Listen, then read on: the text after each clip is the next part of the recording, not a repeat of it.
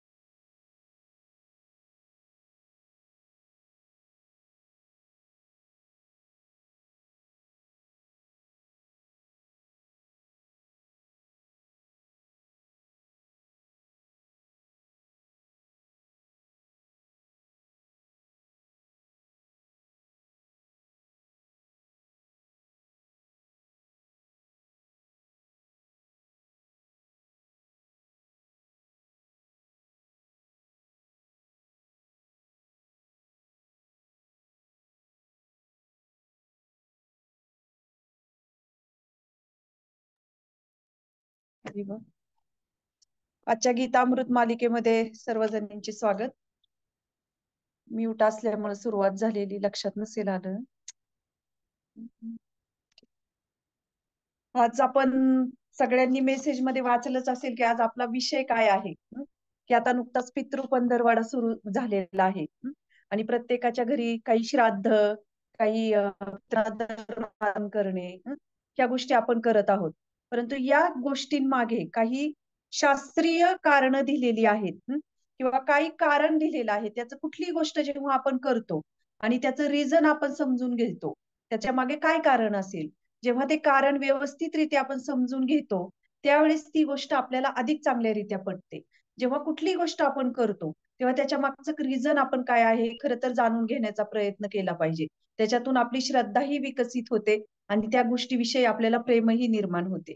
तर जसं आता आपण बघतोय की हे पितृश्राद्ध, आपण म्हणतो की हे आता आपण किती जणींच्या घरी की आज आमचे पित्र आहेत, आज आमच्या घरी श्राद्ध आहे. तर हे कशासाठी का करतो आपण? याचं काय कारण आहे याच्या मागे? आणि आज आपण सगळ्या जणी श्रीमद भगवद्गीता, तुम्ही सगळ्या मैत्रिणी रोज जॉईन करता, रोज उत्साहाने ऐकत असता. तर श्रीमद भगवद्गीतेमध्ये भगवंत ज्या ज्या काही गोष्टी सांगतात, त्याला किती म्हणजे भगवद्गीता ही अशी आहे की ज्यामध्ये भगवंत तत्वज्ञान सांगतात. आणि श्रीमद भागवतम असं आहे की जे तत्वज्ञान जे सांगितलेलं आहे ते त्यांच्या भक्तांनी आचरणात आणलेलं आहे. आणि त्याच्या कथा म्हणजे श्रीमद भागवतम आहे. तर आता आज आपण हे श्रीमद भगवद्गीतेच्या आधारे आपण समजून घेण्याचा प्रयत्न करणार आहोत की हे पितृश्राद्ध म्हणजे काय. की आता आपल्याला आता आपली पिढी म्हणजे आपण तरी खूप भाग्यवान आहोत की आपल्या आई वडिलांनी आपल्याला थोडे संस्कार दिलेले आहेत याचे. म्हणजे पूर्वजांपासून जे काही संस्कार मिळतात, पुढची पिढी ती करत जाते. परंतु आताचा काळ जो आहे पुढचा तो खूप कठीण आहे. आताच्या मुलांना, आता आपल्या पिढीपर्यंत ठीक आहे, पण पुढच्या पिढीला खूप अवघड आहे हे समजून घेणं. कारण ते ज्ञानच त्यांना नाहीये. की हे किती जणांना ही एक अंधश्रद्धा वाटते की हे काय अंधश्रद्धा आहे, त्याच्यावर काय कुणी कुणी असं पण म्हणतं की अरे ही श्रद्धा, श्रद्धा असणे आणि अंधश्रद्धा. श्रद्धा असणे म्हणजे ह्याच्यामध्ये काय की माझी श्रद्धा आहे, मग ते कधी खरे असते कधी खोटे असते, पण श्रद्धा आहे. परंतु ही अंधश्रद्धा आणि श्रद्धा याच्याही पलीकडे जाऊन हे एक शास्त्र आहे, हे एक विज्ञान आहे.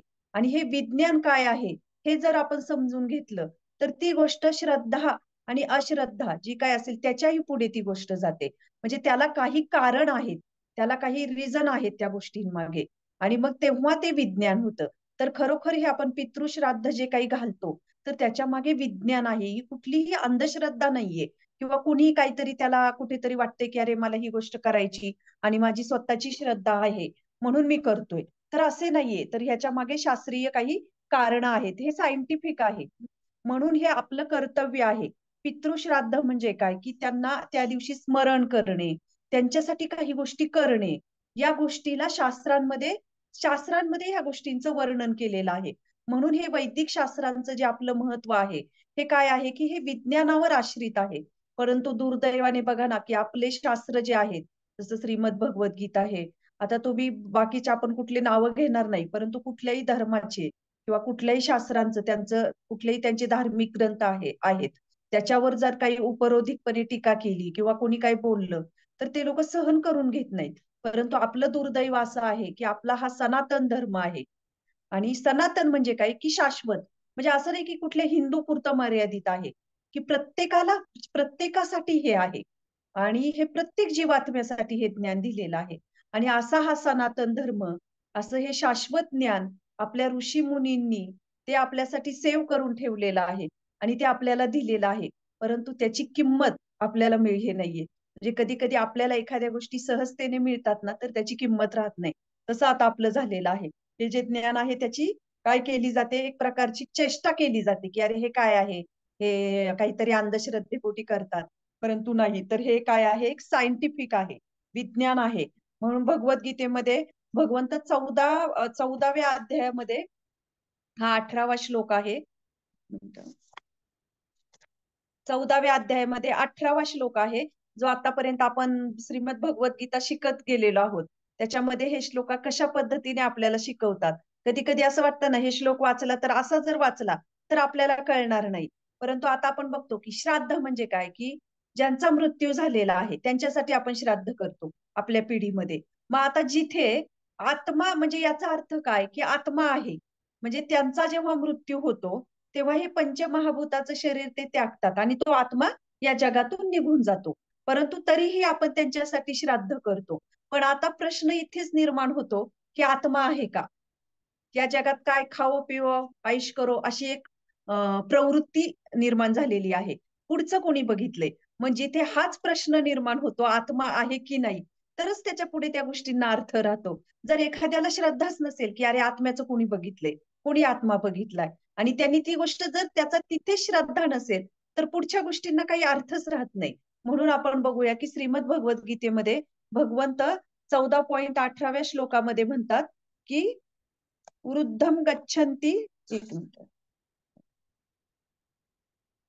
जीवया 14.18 नव्हे, 15.7, हा 15.7 मध्ये ममे वांशे जीवलोके जीवभूत सनातन मन षष्टानी इंद्रियानी प्रकृती स्थानी कर्षती. म्हणजे याच्यामध्ये भगवंत म्हणत आहेत की बद्ध जगातील जीव माझे सनातन अंश आहेत. बद्ध जीवनामुळे ते मनासहित 6 इंद्रियांशी कठीण संघर्ष करत आहेत. म्हणजे श्रीमद भगवद्गीतेमध्ये भगवंत काय सांगत आहेत, की या जगातले प्रत्येक जीव जो आहे तो सनातन अंश आहे. सनातन म्हणजे काय, की शाश्वत काळासाठी. शाश्वत काळासाठी म्हणजे कुठलाही धर्म नाहीये, कुठलाही देश नाहीये, की याच्याही पुढे जाऊन हे ज्ञान आहे, म्हणून याला सनातन म्हटलं जातं, ना की ते कुठल्या हिंदूंपुरतं मर्यादित आहे. तर ते सनातन काळासाठी आहे, सनातन जीवांसाठी आहे, की जे शाश्वत आहेत. आणि भगवान श्रीकृष्ण म्हणतात की जे बद्ध जीव या मनासहित 6 इंद्रियांशी या जगामध्ये कठीण संघर्ष करत आहेत. म्हणजे ह्या जगामध्ये आपण जन्म मृत्यूच्या फेऱ्यामध्ये अडकलेलो आहोत. याच्यावरून आपण बघू शकतो की आत्मा आहे. आपण इथे वारंवार वारंवार काय करतोय, जन्म घेतोय. आता आपल्याला प्रश्न पडेल की अरे आत्मा आहे, आपण म्हणतोय की हे तर शाश्वत नाही शरीर, आत्मा शाश्वत आहे, मग एकदा आत्मा ह्या जगातून निघून गेला की मग आत्म्याचं काय? आत्मा जर गेला तर त्या आत्म्यासाठी काय करायचंय? आत्मा तर शरीर अशाश्वत आहे, आत्मा शाश्वत आहे. आत्म्याने दुसरा देह धारण केला, मग ह्या आत्म्यासाठी आपण का करावं? तर आत्मा हा स्वतंत्र आहे. परंतु आत्मा प्रत्येक शरीराला जन्म देतोय आपल्या इच्छांना घेऊन. मग आता आत्मा तर स्वतंत्र आहे, परंतु तरीही मग त्या आत्म्यासाठी का करायचं? कारण काही कालावधीसाठी त्या आत्म्याचा संबंध इथे आई वडील मुलगा यांच्या बरोबर येतो आणि काही कारणामुळे काही काळापर्यंत तो काय होतो, त्यांच्यापर्यंत त्यांचे त्याच्याशी संबंध निर्माण होतात. काही लेनदेन, काही देवाणघेवाण, काही काळापर्यंत त्याचे ते संबंध राहतात. आणि त्याच्यासाठी हे आपल्याला पितृश्राद्ध करायचं आहे. जरी कोणी म्हटलं की अरे आत्मा तर गेला, मग तो आत्मा गेल्यावर तो येत नाही, मग त्या आत्म्यासाठी काय करायचंय? परंतु काही काळासाठी त्याचं तो ज्यांच्याशी संबंधित असतो, त्याचे आई वडील असतील, त्याची मुलं असतील, त्यांच्याशी तो संबंधित असतो, तर तो एक काळ आहे. तर त्या काळापुरतं त्याचा तेवढा व्यवहार त्या आत्म्याचा त्या त्या संबंधित नातेवाईकांशी राहतो आणि म्हणून ते श्राद्ध करावं लागतं. आता मृत्यूच्या नंतर की आता आपण म्हणतो की इथपर्यंत आलो की आत्मा आहे हे भगवंतांनी सांगितलेलं आहे, म्हणजे भगवंत आपल्याला ह्या श्लोकामध्ये सांगतायत. आणि दुसरी गोष्ट म्हणजे की पितृ लोकांमध्ये जाणे, नरक लोकांमध्ये जाणे, कुणी स्वर्ग लोकांमध्ये जातो. हं. तर याच्यामध्ये भगवान श्रीकृष्ण आपल्याला या श्लोकामध्ये सांगत आहेत की हा 14वा श्लोक आहे आणि 18वा अध्याय, सॉरी 14वा अध्याय आणि 18व्या श्लोकामध्ये भगवंत इथे सांगतात की ऊर्ध्वं गच्छन्ति सत्वस्था मध्ये तिष्ठन्ति राजसा जघन्य गुण वृत्तिस्था अधो गच्छन्ति तामसा. सत्वगुणी मनुष्य क्रमशः ऊर्ध्वगतीने उच्चतर लोकांमध्ये जातो. रजोगुणी मनुष्य पृथ्वी लोकावर वास करतो आणि निंद्य तमोगुणी मनुष्याचे नरक लोकी अधपतन होते. काल परवा आपण 2 दिवस बघितलं की सत्व, रजो, तमोगुण या लोकांचं आचरण कसं असतं, कशा पद्धतीने ते वागतात. तिन्ही गुणांच्या पलीकडे असणाऱ्या व्यक्तीचं आचरण काय, अर्जुन हे प्रश्न विचारत आहे. आणि त्यानुसार त्या आचरणानुसार मी सांगितलं होतं परवा कालच्या लेक्चरमध्ये की कशा पद्धतीने त्या आचरणानुसार त्याच्या काही ऍक्टिव्हिटीज ठरतात, ते कर्म ठरतात. आणि ते कर्म जो काही करतो चांगले वाईट त्याच्यानुसार त्याला हे फळ प्राप्त होते. म्हणून भगवंत इथे काय सांगत आहेत आपल्याला की जो सत्वगुणी मनुष्य असतो तो प्रायशः मनुष्य क्रमशः म्हणजे हळूहळू तो काय करतो, ऊर्ध्वगती प्राप्त करतो. आणि जो रजोगुणी असतो तो काय करतो, पृथ्वी तलावरच राहतो. आणि तमोगुणी म्हणजे काय, त्याचे नरक लोकी अधपतन होते. तर हे श्रीमद भगवद्गीतेमध्ये भगवंत स्पष्टपणे आपल्याला ह्या सगळ्या गोष्टींचं ज्ञान देत आहेत. आणि मग याच्या मागे हे जे काही श्लोका सांगितलेले आहेत ते नेहमी आपल्याला काय झालं पाहिजे, स्मरण झालं पाहिजे. म्हणजे पापाचं प्रायश्चित्त करणे. तर पापाचं प्रायश्चित्त करण्यासाठी काय असतं की आपण काय करतो की कुणाला वाटतं की अरे माझ्या पापाचं प्रायश्चित्त करण्यासाठी एखादं कोणी पाप करतंय आणि त्यांनी पाप करता करता त्याला जाणीव झाली की अरे मी काही पाप कर्म केलेलं आहे आणि हे करताना त्याची जाणीव होऊन त्यांनी ते पाप कर्म टाळले करायचे आणि भक्ती मार्गाचं पालन केलं त्यांनी.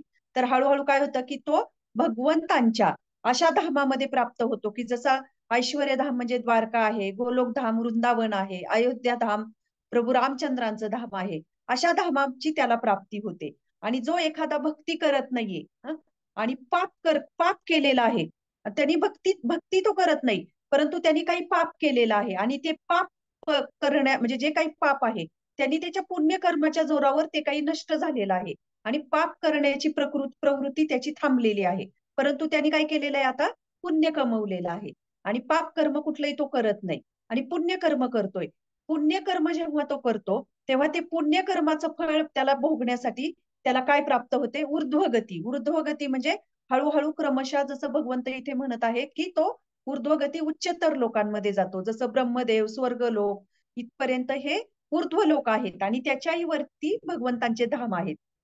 मग त्याच्या पुण्यकर्माच्या जोरावर तो जातो. आपण नेहमी ऐकतो ना की ब्रह्मदेवाला पण ब्रह्मदेवाचं आयुष्य पण आपल्याला प्राप्त होऊ शकतं. म्हणजे ब्रह्मदेवाचं पद आपण प्राप्त करू शकतो. तर ते कशाच्या जोरावर करू शकतो, पुण्यकर्माच्या. म्हणून पुण्यकर्माच्या जोरावर ती ऊर्ध्वगतीचं प्राप्त करते. आणि रजोगुणी जे लोक असतात, रजोगुणीचं आपण बघितलं की रजोगुणी वारंवार इथे पृथ्वी तलावर येतात. आणि मग कधी कधी ते रजोगुणी लोक कधी तमोगुणामध्ये पण जाऊ शकतात. रजोगुणामधून कोणाची म्हणजे वृद्धिंगत वरती जाऊ शकतात, वरच्या ह्याच्यामध्ये त्यांची प्रगती होऊ शकते, पण ती चान्सेस खूप कमी असतात. आपल्याला ऍटलिस्ट सत्वगुणापर्यंत तरी जावं लागतं. आणि जेव्हा तमोगुणी जी व्यक्ती असते, तमोगुणी व्यक्ती जी असते तर ती आपण बघितलं की नरक लोकांमध्ये त्याचं पतन होतं किंवा पशुयोनीमध्ये त्याचा जन्म होतो. मग आता या 3 कॅटेगरी आपण बघितल्या. आता याच्यातली जी आहे की आता कोणी भक्ती करतंय भगवान श्रीकृष्णांची आणि ती भक्ती करता करता त्याचा जर मृत्यू झाला तर मग त्याला कुठलं काय प्राप्त होणार, तर त्याला स्वर्गलोकही प्राप्त होत नाही, त्याला नरक लोकही प्राप्त होत नाही, तर त्याला परत पृथ्वी तलावर पाठवलं जातं. परंतु अशा कुटुंबामध्ये त्याचा जन्म होतो त्या जीवाचा की जेथे त्याला भक्ती करण्यासाठी सहाय्यक वातावरण ठरेल आणि जेणेकरून तो त्या जन्मामध्ये भगवंतांची भक्ती प्राप्त करून, म्हणजे ऑलरेडी त्याला पूर्वी जन्मामध्ये आहेच, फक्त ती अपूर्ण राहिली असेल तर ती पूर्ण करून त्याला पुढे जाण्याची संधी मिळेल. तर हे भक्ती मार्गाचं एक हे आहे, बेनिफिट आहे आपण म्हणू शकतो.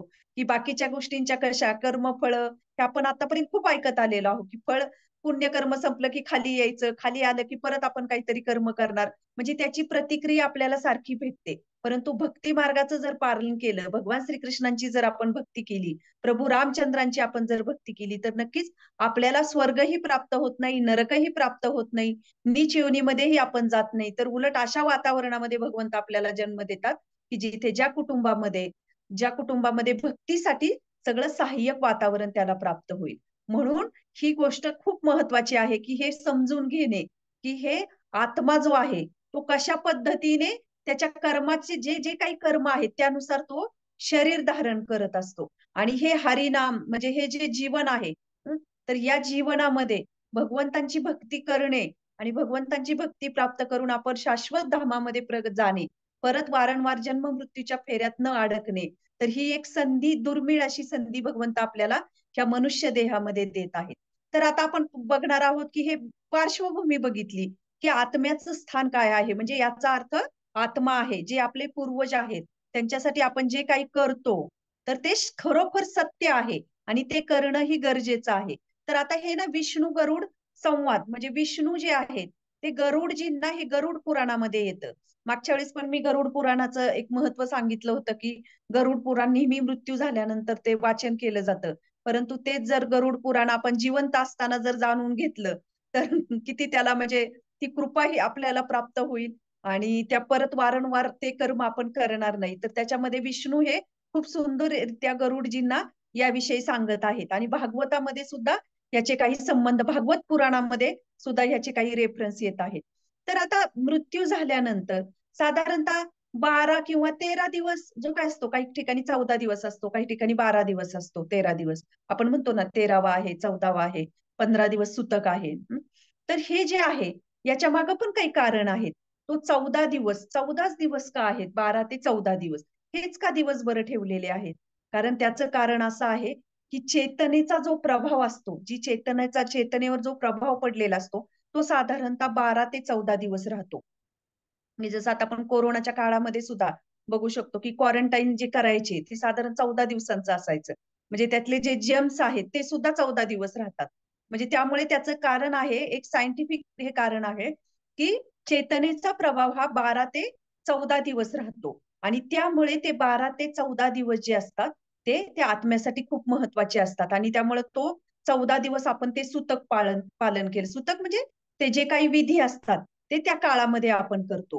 म्हणजे पंचमहाभूताचं हे शरीर जे आहे, ते आपण इथे त्यागतो. पृथ्वी, अग्नी, जल, वायू, अग्नी, आकाश याच्यातून आणि मन, बुद्धी, अहंकार, आत्मा आणि परमात्मा या देहातून बाहेर पडतात.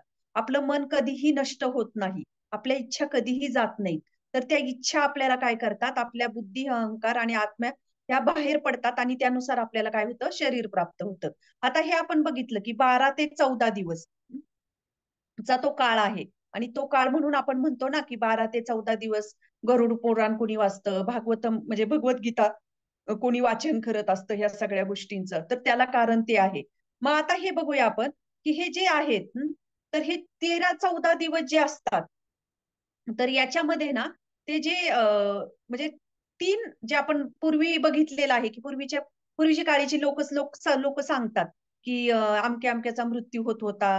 त्यावेळेस तो घाबरला, त्याला यमदूत दिसले. हं. तर हे खरं आहे. 3 यमदूत त्या व्यक्तीला दिसत असतात. 3 म्हणजे का? 3च का? तर त्याचे कायेन वाचा मनसा म्हणजे आपण कायेन म्हणजे शरीर, वाचा आणि मनाद्वारे आपण कुठलंही पाप कर्म करायचं म्हटलं, तरी आपण ह्या 3 गोष्टींद्वारे आपण पाप करत असतो. त्यामुळे ते 3 यमदूत आपल्याला मृत्यूच्या टाईमाला दिसतात आणि त्या व्यक्तींनाच दिसतात, फक्त ज्याचा मृत्यू होतो. आणि असं एक जुनी पिढी आपल्याला सांगते, की एक गाय आणि एक कुत्रा त्या 2 प्राण्यांना ते हे दिसतात, यमदूत दिसतात. म्हणजे आता याचं शास्त्रामध्ये कुठं नाहीये, परंतु आपले पूर्वज सांगतात, की या 2 प्राण्यांनाही यमदूत दिसतात. म्हणून आपण बघतो, की मृत्यूच्या टाईमाला कधी-कधी त्या व्यक्तीचे डोळे पांढरे होणे, मलमूत्र त्याग करणे, म्हणजे तो किती इतका घाबरलेला असतो, की तो मलमूत्र सुद्धा त्याग करतो त्या यमदूतांना बघून. म्हणून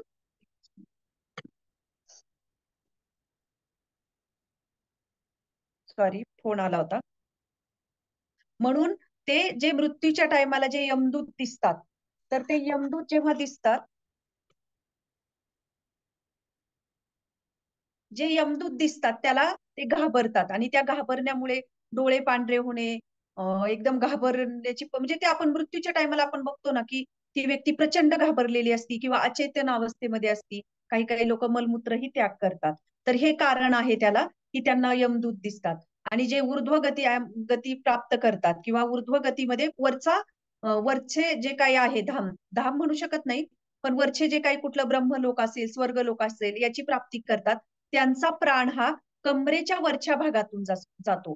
जसा डोळे असतील, कान असतील, नाक असतील, याच्यातून तोंडातून आपण बघतो ना की काही काहींचे असे डोळे उघडे राहतात मृत्यू झाल्या झाल्या, काही काहींचं तोंड असं केलेलं राहतं, म्हणजे आपण नाही म्हणत लगेच बंद केलं नाही तर ते तसंच राहतं. म्हणजे त्याच्यातून काय झालेलं असतं, आत्मा गेलेला असतो. आणि ज्यांचं पाप कर्म ज्यांनी केलेले असतात त्यांचा आत्मा हा कमरेच्या खालच्या भागातून जातो. म्हणजे कमरेच्या खालच्या भागातून जाणे म्हणजे त्या व्यक्तीचं पतन होणे. आता हे जे आहे, तर हे 13 दिवस जे असतात, तर आपल्याला प्रश्न पडेल की अरे 13-14 दिवस काय कारण आहे त्याच्या मागे, की त्या दिवशी ते 14 दिवस केलं जातं.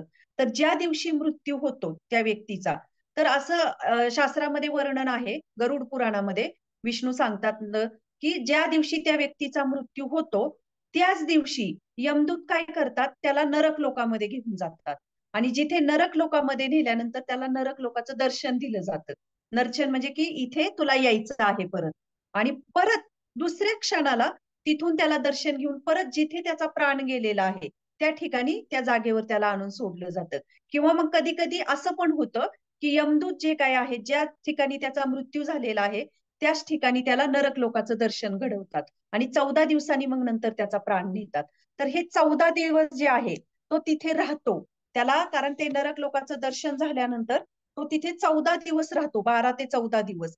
आणि त्या 14 दिवसामध्ये म्हणून त्याला कारण आहे की आपलं शास्त्र सांगतं की 14 दिवस आपण भागवतम भगवद्गीता वाचन करावं, हरिनाम घ्यावं, जेवढं काही करता येईल त्या जीवाप्रती करावं. कारण त्यांनी जिवंतपणी जर ते केलं नसेल तर आपले अश्रू त्याला उपयोगी पडणार नाहीत. परंतु आपण जर या गोष्टी त्याला केल्या तर त्याच्या पुढच्या गतीसाठी त्याला खूप चांगली चांगली गती प्राप्त होते. म्हणून ते आपण म्हणतो ना की 14 दिवस ऍक्च्युली ते प्रेत असतं. तर आता प्रेत म्हटलं की आपल्या मनामध्ये भीती निर्माण होते. खरं तर आपण पण प्रेतच बनणार आहोत.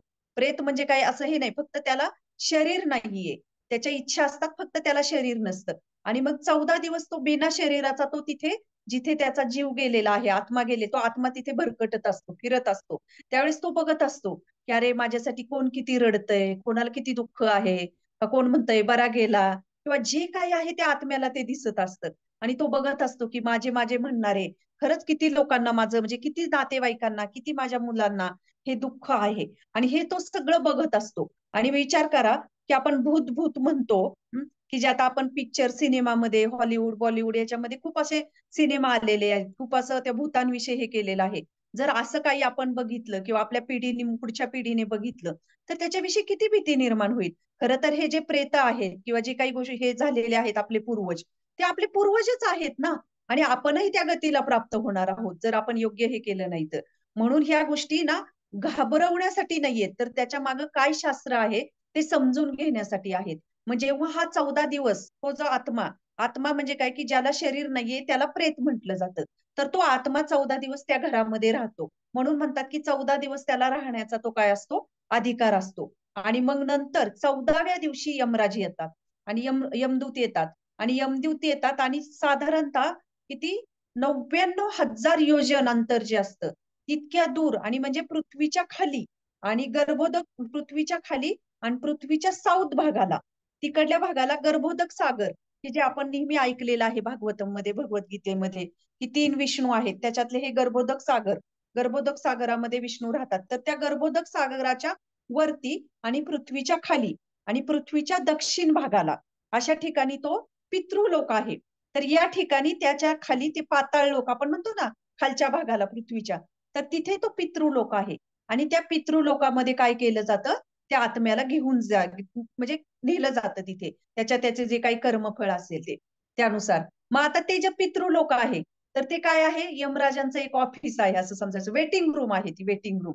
आता ती कशी, की कारण जे कोणी जीव असतात त्यांचा मृत्यू होतो आणि जे कोणी त्या पितृलोकामध्ये जातात त्यांच्या पाप कर्मानुसार, मग तिथं त्यांना नेलं जातं. आणि तिथं नेल्यानंतर त्यांचा जो काही हिसाब असतो, जो काही त्यांचा हे असतो, जे काही त्यांनी पाप कर्म केलेलं आहे किंवा कुठलं कर्म केलं, किती अंडे खाल्ले, किती कोंबड्या मारल्या, किती दारू, किती लिटर दारू पिला, इथपर्यंत सगळं यमराजांकडे डिटेलिंग असतं, डिटेलिंग. आणि मग त्यामुळे त्यानुसार त्याला काय केलं जातं, तिथे पुढच्या शिक्षेसाठी पाठवलं जातं. परंतु आता ही वेटिंग रूम आपण म्हटलं, तर वेटिंग रूम का, का तर तिथं ना सगळे जे काही असे जे काही ह्या कॅटेगरीमध्ये येतात, ते सगळे जीव तिथे नेले जातात. आणि अगोदर पण कितीतरी तिथे आत्मे जे काही पूर्वज असतात, पितर असतात, तिथे गेलेले असतात. आणि असे कितीतरी तिथे जीव तिथे उपस्थित असतात. आणि त्या प्रत्येकाचा नंबर येण्यासाठी कितीतरी काळ लागतो. कोणाला 500 वर्ष लागतील, कोणाला 5,000 वर्ष लागतील, कोणाला काय म्हणजे त्याची आपण इमॅजिन करू शकत नाही. म्हणजे ते कोणीच सांगू शकत नाही. की त्याला तिथे किती काळ लागेल तिथं, किती वर्ष लागतील त्याला त्या पितृलोकामध्ये त्याचा नंबर येण्यासाठी. आणि तोपर्यंत त्या पितृलोकामध्ये त्याला थांबावं लागतं. आणि जेव्हा थांबावं लागतं, तर ह्या पितृलोकाचा जो हे आहे, की जसं आपण बघतो, की प्रत्येक डिपार्टमेंटचे एक हेड आहेत. जसं वरुण देव, सूर्यदेव, हे प्रकाश देणारे सूर्यलोक. म्हणजे प्रत्येकाचं एक डिपार्टमेंट आहे. गणपती, बुद्धी देणारे, लक्ष्मी, आर्थिक खातं सांभाळणारे. तसे ह्या पितृलोकाचे जे लीडर आहेत, जे नेते आहेत, त्यांचं नाव आहे अय्यरमा. तर हे अय्यरमा जे असतात ते काय करतात, की प्रत्येकाला त्या पितृलोकापर्यंत घेऊन जातात. आता इथं किती वेळ, किती काळ लागेल हे कोणी सांगू शकत नाही. आणि मग जर आपला आपला सुनता म्हणजे बघा विचार करा 500,000 वर्ष किती लागतात माहित नाही. उद्या आपलाही मृत्यू झाला, तर आपल्यालाही तिथं आपले पूर्वज दिसतील. म्हणजे आपण सुद्धा त्या वेटिंग रूम मध्ये जाऊन बसणार आहोत. आणि त्यावेळेस आपले पण अगणित पूर्वज आपल्याला तिथे दिसणार आहेत. मग आता याचं प्रमाण काय? आपल्याला वाटेल की ही काय स्टोरी आहे का नुसती काहीतरी मनोकल्पित. तर रामायणामध्ये याचा ना संबंध येतो, की रामायणामध्ये आपण जाऊया जरा आता थोडा हा भाग बाजूला ठेवून, की जेव्हा अंगद जे आहेत, बालीपुत्र अंगद जेव्हा याचा ब्रिज बांधला रामायणामध्ये जेव्हा युद्ध सुरू करायचं होतं आणि त्याच्यासाठी समुद्रावर ब्रिज बांधला. तर तो ब्रिज बांधल्यानंतर प्रभू रामचंद्रांच्या मनामध्ये येतं रात्रीचं, की अरे आपण सगळी युद्धाची तयारी केली आहे. का बरं आपण शेवटी भगवंत आहेत ते. भगवंत प्रत्येक जीवाप्रती दयाळू आहेत. त्याच्यातून हा प्रभू रामचंद्रांचा हा अलौकिक गुण आपल्याला दिसतो. त्यांना तरी वाटत असतं, की अजूनही आपण रावणाला एक संधी देऊया. त्याने जर सीतेला परत माघारी केलं, तर आपल्याला हे युद्ध करण्याची गरज नाही. आणि त्याच्यातूनही त्यांच्या मनामध्ये येतं, की अजूनही मी कोणाला तरी मी प्रयत्न करतो माझ्याकडून हे युद्ध टाळण्यासाठी. आणि मग प्रभू रामचंद्र काय करतात, की हा बालीपुत्र अंगद जो आहे, अंगदला मेसेज घेऊन पाठवतात रावणाकडे. आता जेव्हा रावणाकडे ते जातात, अंगद, तेव्हा सगळेजण लंकावासी लगेच पटकन त्यांना रस्ता करून देतात, की लगेच रावणापुढे त्यांना कोणीही अडथळा आणत नाही. कारण सगळ्यांनी पहिल्यांदा बघितलेलं असतं, हनुमानजी कसे होते, की हनुमानजींनी त्यांना थोडंसं हे केलं, त्यांच्या शेपटीला थोडं तेल, कुठं कापड आणून दिलं, तर अख्खी लंका जाळली. त्यांची सगळी घरं जाळली होती. एका वानराचं त्यांनी बघितलेला होता, की काय शक्ती आहे. त्यामुळे अंगद आले, की पटकन सगळेजण रावणाच्या महालापर्यंत त्यांना पोहोच करतात. मग ते अंगद जे आहेत, जेव्हा ते तिथं जातात, तिथं गेल्यानंतर ते त्यांना रावण अंगदला विचारतो, की तुझ्या वडिलांचं काय चाललंय? म्हणजे वालीचा मृत्यू झालेला असतो ना. तर लगेच अंगद काय म्हणतात रावणाला, की काही काळाने तुझा पुत्रही तिथे जाणार आहे आणि तूही तिथे जाणार आहेस. तर तू त्यांना विचार, की त्यांचं कसं चाललेलं आहे. हे उत्तर अंगद देतात. म्हणजे याच्यातून आपण बघू शकतो, की या रेफरन्स मधून, की ते कशाला धरून सांगतात, की त्या ठिकाणी त्या वेटिंग रूम मध्ये आपल्या सगळ्यांना जायचंय. आणि त्या वेटिंग रूम मध्ये आपले आपले किती जणांचे पूर्वज आपल्याला तिथे भेटणार आहेत. मग आता हे झालं तिथपर्यंत. की आता ते तिथे थांबतात त्या पितृलोकामध्ये. मग आता किती काळ लागेल आपल्याला माहित नाही. मग या काळामध्ये त्यांना जेवण नाही मिळत. कुठलंही भोजन त्यांना प्राप्त होत नाही. मग त्यांची विचार करा, की हे सायन्स आहे, की भगवंतांनी ही त्याची व्यवस्था केलेली आहे, की त्यांना कुठलंही भोजन तिथं प्राप्त होत नाही. आणि त्यांचं कनेक्शन जे असतं, जे काही त्यांचं कनेक्शन ज्या त्या कुटुंबामध्ये ते जन्माला आलेले आहेत, तिथील तिथं तिथं त्यांचा मृत्यू झालेला आहे. त्यांची मुलं, त्यांचे आई-वडील जे कोणी असेल, ते लोक जे आहेत, ते त्यांना श्राद्धच्या मार्फत ते जेवण देत असतात. आता आता आपल्याला असा प्रश्न पडेल, की हे कसं प्राप्त होतं? मग आता त्यांना ना ते भुकेले असतात. त्यांना जेवण मिळत नाही. मग आता विचार करा एखाद्या व्यक्तीला जर जेवण जर प्राप्त झालं नाही किंवा आपल्याला एक दिवस उपवास घडला, तर आपली किती चिडचिड होते. मग तुम्ही विचार करा, की त्यांना जर ते भोजनच प्राप्त झालं नाही, तर त्यांचा किती क्रोध येईल, किती क्रोध त्या पूर्वज म्हणजे त्या येणार असेल ती जी पिढी त्यांच्यावर तो क्रोध निघेल. तर आता हे जेवण जे प्राप्त भोजन देण्यासाठी की भगवंतांनी अशी व्यवस्था केलेली आहे, की हे अय्यरमा जे असतात, ते काय करतात, की जे आपण श्राद्ध जे काही आहे, ते त्यांना जेवण ते ते जे काही करतो, तर ते त्यांना देतात आणि ते त्यांना 1 वर्षभर पुरतं. तर हे अय्यरमाचं वाहन जे आहे, तो आहे कावळा. तर त्या कावळ्यावरचं अय्यरमाचं वाहन कावळा आहे. म्हणून आपल्या वैदिक शास्त्रामध्ये कावळ्याला जे स्थान दिलेलं आहे, आपण म्हणतो ना, काकस्पर्श झाला किंवा श्राद्ध केलं, कावळे आले, कावळ्यांनी स्पर्श केला, म्हणजे आपल्याला एक समाधान वाटतं ना, की अरे कावळा आला आणि कावळ्यानी तो नैवेद्य ग्रहण केला. तर ते अय्यरमाचं वाहन आहे कावळा.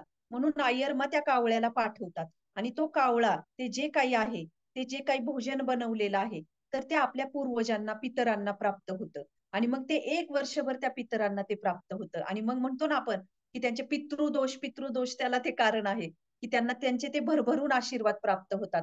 कारण इमॅजिन करा, वर्षभर ते भुकेले असतात आणि तोपर्यंत त्यांना जर आपण खायला दिलं नाही, तर त्यांचा जीव किती तळमळत असेल आणि त्यांना ते आपण देण्याचा त्यांचा तो घेण्याचा अधिकार आहे आणि त्यांना जर ते प्राप्त होत नसेल, तर त्यामुळे त्यांचे आपल्याला शिव्या शाप लागतात. म्हणून त्याला म्हटलं जातं पितृदोष आणि हा एकच दिवस असतो. कुठला? की हा एकच दिवस असतो, की पितृ पक्ष जो आता चालू आहे, की तो श्राद्ध किंवा जो मृत्यू झालेला आहे तो दिवस. एकच दिवस असतो, की एकच दिवसामध्ये आपण ते त्यांना देऊ शकतो आणि तो एक दिवस त्यांना अलाऊ असतो आणि त्यामुळे ते एका दिवसामध्ये ते त्यांना जे काही प्राप्त होतं ते 1 वर्षभरासाठी ते मिळतं. तर आता आपल्याला प्रश्न पडेल, आता आपण एकदम आधुनिक लोकं ना, की आपल्याला वाटेल, "अरे, एक कावळा एवढा-एवढा हे केलेला." आपण आपल्या ह्या भौतिक इंद्रियांनी, भौतिक बुद्धीने समजून घेण्याचा प्रयत्न करतो ना, त्यामुळे आपल्याला थोडी भौतिक उदाहरणं दिली तर ती अजून चांगल्या पद्धतीने समजतात. तर असं वाटेल, की काय तो कावळा एवढा-एवढा कण हे करतो आणि कसं काय त्यांना एवढ्या लांब प्राप्त होतं? तर आता हे जे आता मी लेक्चर देते आणि Zoomवर जे काही आहे, ते तुम्ही सगळ्या ऐकताय. ह्याच्यामध्ये किती लांबून-लांबून कुणी मुंबईवरून, कुणी ठाण्यावरून, कुणी कोल्हापूर, सांगली, सातारा, बारामती किती लांबून-लांबून आपल्या मैत्रिणी जॉइन होत असतात. मग आता याच्यामध्ये Zoomवर जर मी लेक्चर देते आणि याच्यातून जे काही आहे, ते तुमच्यापर्यंत पोहोचतंय. मग जर हे शास्त्र आहे, म्हणजे हे विज्ञान आहे, याच्याद्वारे जर आपण कित्येक गोष्टींचे मेसेज इतरांपर्यंत देऊ शकतो, तर भगवंत ही व्यवस्था का करू शकत नाही? आणि दुसरी गोष्ट म्हणजे, की हे 1 वर्षभर कसं काय पुरतं? 1 वर्षभर कसं काय हो एवढं-एवढं कण हे होणार? की आता समजा आपण बँकेत एखादा चेक भरला, बँकेमध्ये. आता समजा एखाद्याने 10,00,000चा चेक भरला किंवा 25,00,000चा काही त्याला मर्यादा नाही त्या चेकला. समजायचंय तेवढं तुम्ही समजून घ्या. की तो चेक जर भरला, तर एखाद्याचं आयुष्य त्या बँकेत त्यांनी तो कागद भरलेला आहे. तो कागदच आहे. परंतु एखाद्याचं आयुष्य त्या चेकने आयुष्यभर त्याला काही करायची गरज नाही. अगदी तो सुखाने राहू शकतो. मग हे जे उदाहरणं आहेत, ही जी आपली भौतिक प्रगती आहे, याद्वारे जर आपण ह्या गोष्टी करू शकतो, तर भगवंत ही अशी उच्च स्तरावरची व्यवस्था का करू शकत नाही? म्हणून हे आपण समजून घेतलं पाहिजे, की ही कुठलीही अंधश्रद्धा नाहीये. आणि म्हणून ते बघतात ना, की जेव्हा श्राद्ध हे असतात त्या ठिकाणी कावळे येतातच आणि तो नैवेद्य ग्रहण करतात. कुणी-कुणी घराच्या छतावर ठेवतं, कुणी झाडाखाली ठेवतं. परंतु ते कावळा तो काय करतो, ते ग्रहण करतो. ग्रहण करतो म्हणजे तो ते घेऊन जातो आणि म्हणून ते आपल्या पूर्वजांना ते प्राप्त होतं. म्हणून याच्यातून आपण बघू शकतो, की जर हे विज्ञान ह्या गोष्टी करू शकतं, तर भगवंतांचं विज्ञान तर आपल्या बुद्धीच्या पलीकडे आहे. समजून घेण्यासाठी. आणि गोमाता, मग दुसरं एक आहे, की हे अजून कुठल्या रूपामध्ये आपले पूर्वजांना ते प्राप्त होतं. तर गोमातेमध्ये जे आपण म्हणतो ना, गोमातेला एक घास ग्रहण करणे, घास घालतो आपण, की गोमातेला घातल्याशिवाय खात नाही आपण त्या दिवशी किंवा ब्राह्मणाला भोजन देणे. आता ब्राह्मण म्हणजे काय हो, की ब्राह्मण म्हणजे खूप मोठी हे नाही, की आत्ताच्या काळामधली नुसती ब्राह्मण जन्मामध्ये ब्राह्मण कुटुंबामध्ये जन्म झाला म्हणून तो ब्राह्मण नाही, तर तो वैष्णव असणं गरजेचं आहे. तो भगवंतांचा भक्त असणं गरजेचं आहे. अशा वैष्णवाला अशा वैष्णवाला वैष्णव ब्राह्मण म्हणतो, की ना की नुसता फक्त नावाला ब्राह्मण आहे. तर हरिदास ठाकूरांची स्टोरी तुम्हाला सगळ्यांना माहीत आहे, की हरिदास ठाकूरांच्या घरी जेव्हा त्यांनी श्राद्ध घातलं, की हे किती महत्वाचं आहे, की आपण शास्त्रांमध्ये वेगवेगळे आपल्याला मला पण आता हे जस्ट चैतन्य चरितामृत मधलं हे उदाहरण आठवलं. की हरिदास ठाकूरांना जेव्हा श्राद्ध त्यांनी घातलं त्यांच्या घरामध्ये, त्यांच्या पितरांना, तेव्हा त्यांनी हरिदास ठाकूरांना बोलवलं होतं. आणि हरिदास कुठल्याही ब्राह्मणाला, समाजातल्या कुठल्याही ब्राह्मणाला त्यांनी बोलवलं नाही जन्माने असणाऱ्या. परंतु हरिदास ठाकूर हे भगवान श्रीकृष्णांचे शुद्ध भक्त होते. आणि अशा हरिदास ठाकूरांना त्यांनी त्या दिवशी काय केलं आणि हरिदास ठाकूर हे जन्माने ब्राह्मण नव्हते. तर ते यवन कुटुंबात जन्मलेले होते. म्हणजे मुस्लिम कुटुंबात त्यांचा जन्म झालेला होता. आणि तरीही त्यांना नामाचार्य पदवी चैतन्य महाप्रभूंनी दिली. आणि अशा वैष्णवांना, हरिदास ठाकूरांना त्या दिवशी पितरांचं ते जे काही श्राद्ध घालण्यासाठी, भोजन देण्यासाठी अद्वैत आचार्यांनी त्यांना बोलवलं. म्हणजे अद्वैत आचार्य हे समाजामधले उच्च स्तरावरचे ब्राह्मण होते आणि हरिदास ठाकूर हे कोण होते, तर हे यवन कुटुंबातले व्यक्ती होते. परंतु ते भगवंतांचे भक्त होते. म्हणजे याच्यातून आपण हे बघू शकतो, की कोणाला भोजन दिलं पाहिजे त्या दिवशी. आणि मग ही अशा पद्धतीने ह्या 2 व्यक्तींद्वारे म्हणजे गायी, गोमाता आणि ब्राह्मण, वैष्णव ब्राह्मण यांना सुद्धा त्या दिवशी काय केलं जातं, भोजन दिलं जातं. म्हणून आपण हे बघितलं की पाहिजे, की जेव्हा आपण हे श्राद्ध करतो आणि हे श्राद्ध करतो, तर पितृलोकांचा आपला उद्धार होतो. नाहीतर तो म्हणून आपल्या शास्त्रामध्ये वर्णन आहे, की पुत्र का म्हटलं जातं? पुत्र हा संस्कृतमध्ये शब्द येतो ना नेहमी. आपण असं मुलगा म्हणतो, पुत्र. पुत्र म्हणजे काय, की जो पितृलोकातून माता-पित्यांचा उद्धार करेल तो पुत्र. आणि जर असा पुत्र जर उद्धार करू शकत नसेल, तर तो पुत्र नाहीच आहे. तर ते पुत्र म्हणजे त्याला पुत्र म्हणजे मूत्र त्याग कसा करतो आपण? असं शास्त्रामध्ये वर्णन आहे, की जसा मूत्र त्यागला जातो, तसा तो पुत्र त्यागावा. जर तो त्याचा उद्धार आई-वडिलांचा उद्धार करू शकत नसेल तर. म्हणून हे किती किती विचार करण्याची गोष्ट आहे, की आपल्या येणाऱ्या पिढीला हे विज्ञान, हे सायन्स, अध्यात्म देणं किती गरजेचं आहे. कारण दुर्दैवाने आपली ही गती ही झाली. आज आपण आपल्या पूर्वजांना देतोय काही का होईना, पण पुढच्या पिढीला जर हे ज्ञान मिळालं नाही, तर ही फक्त अंधश्रद्धा म्हणूनच त्याच्याकडे बघतील. म्हणून हे ज्ञान आपल्या पुढच्या पिढीलाही देणं अतिशय गरजेचं आहे. आणि म्हणून हे शास्त्र जे आहे, की जे आपण बघतो, की ज्या मुलांना जे हे संस्कार दिले पाहिजेत आणि तो पुत्र आपल्या पितर लोकातून आपल्या माता-पित्यांचा काय करू शकतो, उद्धार करू शकतो. आता जेव्हा हे करा, की जेव्हा कुठले सगळेजण ते एकत्र असतात पितृलोकामध्ये. असे कितीतरी हजारो असतात. आता कोरोनाच्या काळात आपण बघितलं किती जणांचे मृत्यू झालेत. तर कितीतरी तिथं वेटिंगमध्ये असतील. असे रोज किती जणांचे मृत्यू होतात. तर जेव्हा एखाद्या पितराला तिथे हे केलं जातं. दर्पण म्हणजे जे काही श्राद्धाचं भोजन त्याला मिळतं. तर कधी-कधी काय होतं, की बाकीचे जे कोणी श्राद्ध घालत नाहीत किंवा त्यांचा विश्वास नसतो. तर त्यांचे जे पूर्वज असतात ते तिथे असतात आणि ते वाट बघत असतात. आणि जेव्हा इतर जे असतात, इतर जे व्यक्ती असतात तिथे जे आत्मे, त्यांना ते प्राप्त होतं आणि त्यांना ते प्राप्त होत नाही. तुम्ही कल्पना करा, की त्यांचा जीव कसा तळमळत असेल, की त्यांना ते बघत असतात, की अरे अ, याला मिळालं, याला मिळालं. तर माझे पुत्र, माझे नातेवाईक जे कोणी आहेत त्यांच्याशी संबंध ते मला कधी देतील? तो ते वाट बघत असतो आणि जसं आता की शाळेमध्ये आपण जेव्हा लहान मुलांना बघा की डब्बा देतो आणि जर एखाद्याने कुणी टिफिन नाही नेला त्या दिवशी विसरला आणि लहान असेल तर ती मुलं कशी बघतात ना, कोमेजून जातात ना आणि इतरांकडे बघतात की अरे माझा डब्बा माझ्या मम्मीनी नाही दिला, आज मी उपाशीच आणि प्रत्येकाच्या त्या ह्याच्यामध्ये ते डब्यामध्ये बघत असतात लहान मुलं. अगदी तसंच ते पूर्वज पितर जे आहेत, ते अशा पद्धतीने बघत असतात. म्हणून पितरांना जेवण अर्पण करणं, श्राद्ध अर्पण करणं ही खूप मोठी गोष्ट आहे. आणि जेव्हा ते इतक्या मोठ्या स्वरूपात केलं पाहिजे, की ज्याला म्हणजे असं आहे, की आपण जर आपल्या पितरांना काही जे भोजन दिलं, तर ती अशी फिस्ट असावी, की आपले पूर्वज जे आहेत, ते तर ते घेतीलच. परंतु ते इतर जे पितर आहेत तिथे, त्या पितृलोकामध्ये जे आत्मे आहेत, त्यांना सुद्धा ते देतील. म्हणजे ते फेस्टिव्हल सेलिब्रेट करतील तिथं. तर ते कशा पद्धतीने ते होऊ शकतं? ते कसं आपण करू शकतो? तर ते आता आपण बघूयात. ते आता आपण पितृलोकाचं वर्णन बघितलं आणि कशा पद्धतीने आपण सुद्धा आपल्या पूर्वजांचा तर उद्धार करू शकतोच. पण आपले पूर्वज अतिशय आनंदाने तिथे फीस्ट सेलिब्रेट करू शकतात आणि ती फीस्ट सेलिब्रेशन करून त्याचं ते इतरांनाही ते देऊ शकतात. तर ते आता आपण समजून घेणार आहोत ह्याच्यामध्ये. तर हे ना श्रीमद भागवत महात्म्य पुराण आहे हे. आणि याच्यामध्ये ना ही खूप त्या दिवशी संडे भागवतम क्लास झाला ना, त्यावेळेस नंददुलाल प्रभूजींनी ही स्टोरी सांगितलेली होती. तर त्याच्यामध्ये आपण थोडंसं डिटेलिंग मध्ये जाऊया ह्याच्यामध्ये. आख्यानमिक परम पवित्रम श्रुतम सकृदैव विदेह दैगौगम श्राद्धे प्रयुक्तम पितृतृप्ती माहवरे नित्यम सुपाठ दर्पणूर्मवचम.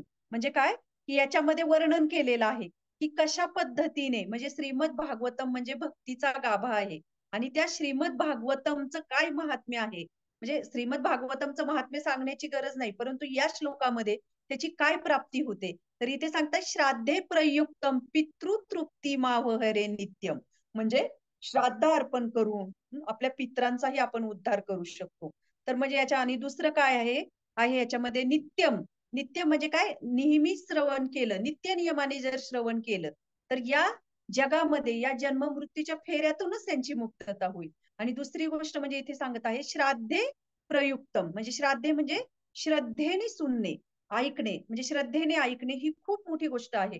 की आपण म्हणतो की अरे मी ऐकलं, पण आपलं मन आहे का तिथे? आपण श्रद्धापूर्वक ते ऐकलेलं आहे का? जेव्हा आपण श्रद्धापूर्वक ऐकतो त्यांनी आपण ते पवित्र होतो. मग व्यास मुनींनी ही ही कथा सांगितलेली आहे. आणि व्यास मुनींनी सुत गोस्वामींनी हे शौनकादी ऋषींना हे सांगितलेलं आहे. म्हणून आपण हे श्रीमद भागवतम महात्म्य आहे, 5वा अध्याय आणि 9व्या श्लोकामध्ये हे येतं. आणि हे पद्मपुराणावर टिप्पणी लिहिताना याच्यामध्ये हे भागवतमच्या विषयी हा श्लोक आपल्याला मिळतोय ऐकायला.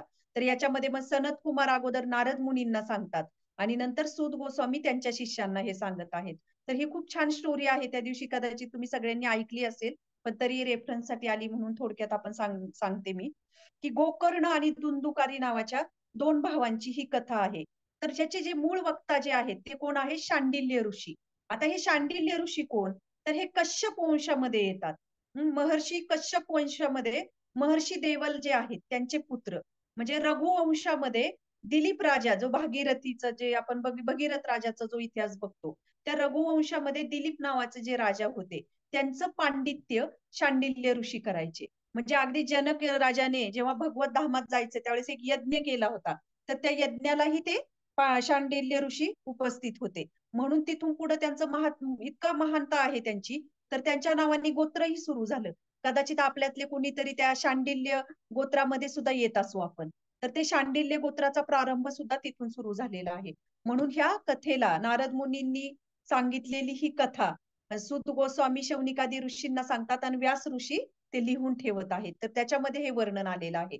आत्मदेव नावाचा एक ब्राह्मण असतो आणि तो तुंगभद्रा नदीच्या किनारी राहत असतो आणि त्याची एक सुंदर पत्नी असते दुंदुली.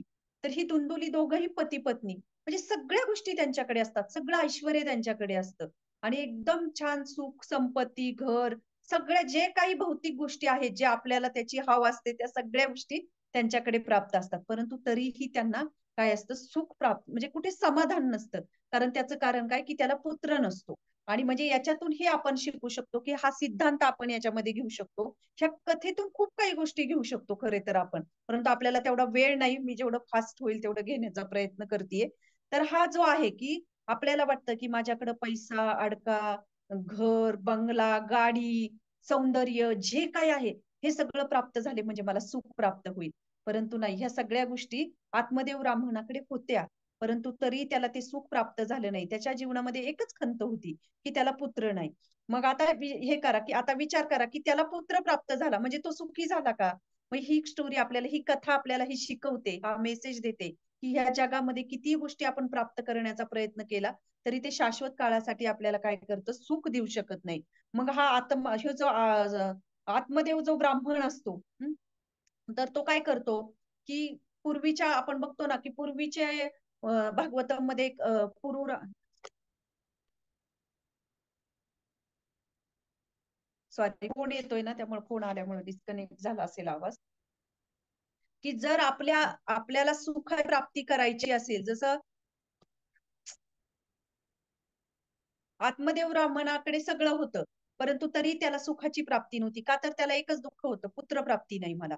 मग जर आपल्याला जर ही सुखाची जी भावना आहे, आत्मिक समाधानाची, खरे तर ही आतूनच येते.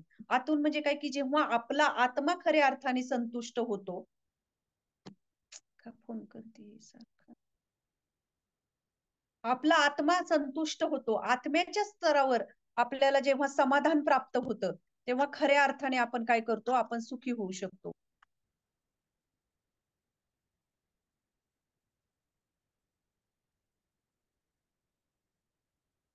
हरी बोल.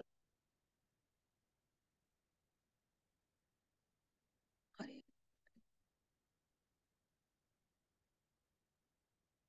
हा हरी आवाज बोल. येतोय का? हा, येतोय आवाज येतोय येतोय का? येतोय. येतोय. हं. मग ह्या आत्म्याला खऱ्या अर्थाने आपण जर संतुष्ट केलं, तरच एक व्यक्ती सुखी होऊ शकते. जसं म्हणतात ना, परंतु काय झालेलं आपल्यावर अनर्थाचं आवरण आलेलं आहे, अज्ञानाचं. आणि ते जे आवरण जे आहे, ते असं आहे की ते म्हणतात ना, चैतन्य महाप्रभू म्हणतात, चेतो दर्पणम मार्जनम. म्हणजे त्याला काय करावं लागणार आहे, शुद्ध करावं, ते आवरण दूर करावं लागणार आहे. तेव्हा खऱ्या अर्थाने आपण सुख प्राप्त करू शकतो. म्हणून आपण बघतो भागवतामध्ये किती कथा येतात नेहमी, की वेगवेगळे राजे जे आहेत ते कशा पद्धतीने हे सगळं सोडून जायचे. ते ऐश्वर्य त्यांच्याकडे नव्हतं का? सगळं ऐश्वर्य त्यांच्याकडे असायचं.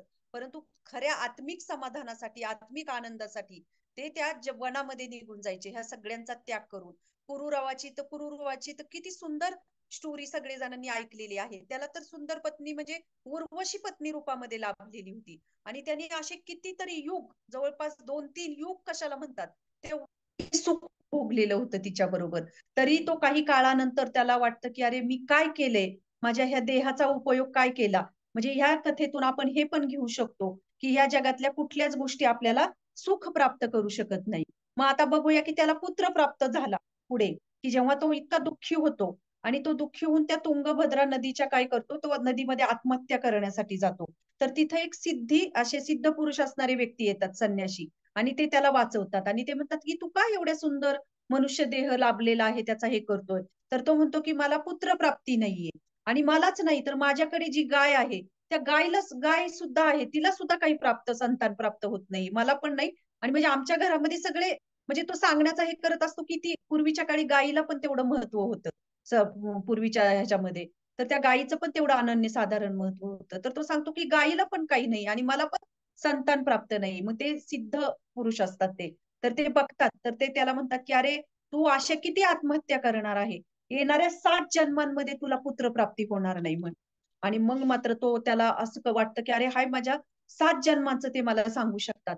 तर मग हे 7 जन्माचं सांगू शकतात, तर ते मला आत्ता का नाही पुत्रप्राप्ती करून देऊ शकत?" कारण त्यांच्यामध्ये तेवढी शक्ती असणार आहे. आणि मग तो म्हणतो त्यांना, की "तुम्ही मला काहीही करून मला काहीतरी वरदान द्या. नाहीतर मी आत्ताची आत्ता देहत्याग करेल आणि त्याचं सगळं तुमच्यावर त्याचं लांछन लागेल. तुम्ही जर मला त्याची इच्छा पूर्ण करू शकला नाही तर."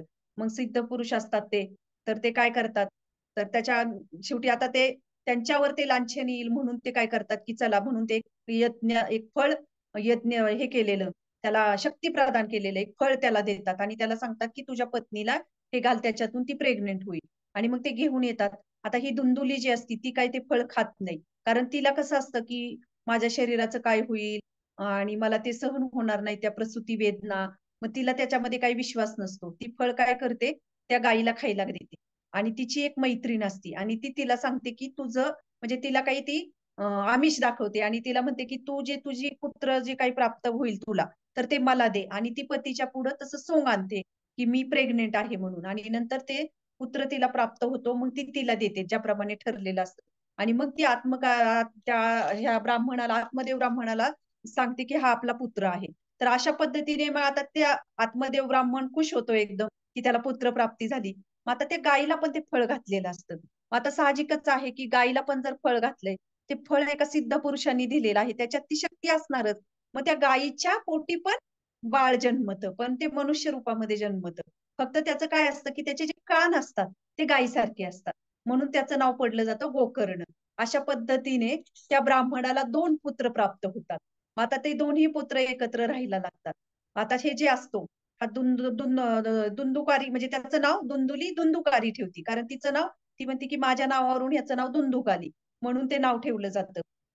तर हा धुंदुकाली जो असतो, तो इतका म्हणजे इतका उग्र पापकर्म करत असतो, की त्याला कुठल्याच गोष्टी म्हणजे कुठलेच चांगले गुण त्याच्यामध्ये नसतात. आणि इकडे हा जो गोकर्ण असतो, तर हा खूप म्हणजे एकदम असा सत्वगुणातला भगवंतांचा सत्वगुण पण नाही म्हणू शकत, भगवंतांचा भक्त. अशा पद्धतीने त्या दोघांच्याही गुणांमध्ये म्हणजे दोघंही वेगवेगळ्या कॅटेगरीमध्ये येतात.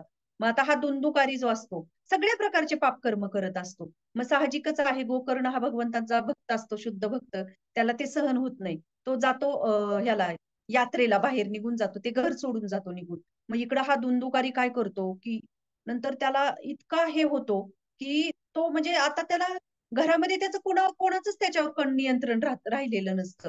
म्हणजे तो बाहेर सगळ्या प्रकारचे व्यसनं करत असतो, वेश्यागमन करत असतो, चोरी म्हणजे जे काही मांसाहार, ज्या काही गोष्टी करता येईल, त्या सगळ्या तो गोष्टी त्या पापकर्म तो करत असतो. मग त्याच्यातून त्या ब्राह्मणाला जे असेल, तो ब्राह्मण खूप दुःखी होतो. आत्मदेव ब्राह्मण, की त्याला म्हणजे त्याला जेव्हा पुत्रप्राप्ती नसते, तेवढं जितकं दुःख त्याला तेवढं नसतं. तेवढं हा पुत्र प्राप्त करून त्याला दुःख झालेलं असतं.